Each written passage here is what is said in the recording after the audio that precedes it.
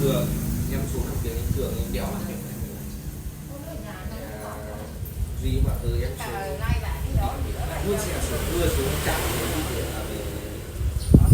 ủy ban xã cái duy người Cường đấy anh đang ngồi ở bên nhà đi từ đấy anh ngồi bên nhà là tiện là có kéo là cái đấy ngồi bán xe này đến đây ngồi chuyện hôm nay sau lên chuyên nhà nhìn vẻ hốc quả say địt vẻ có bao nhiêu quả ra hết ao này Huy Trường này Khánh này đi chúc trò đi có bao nhiêu quả hết có sải tôi có đổ đi khác nhiều cái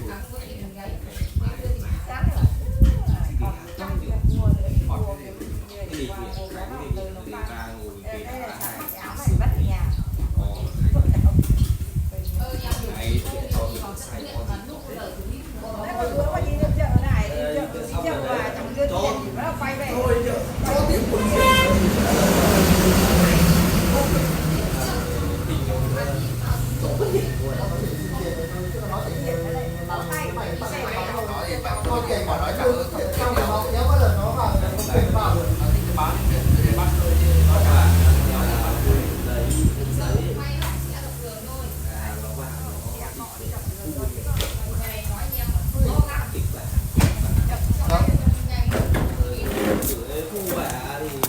thu đâu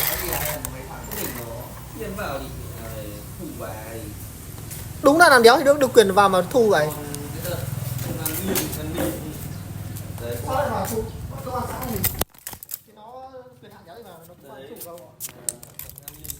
Nó chỉ vào nó hỏi em đăng ký tập trung cấp chưa, bảo chưa. Đấy, bọn em đang làm gì đây mà bọn em bán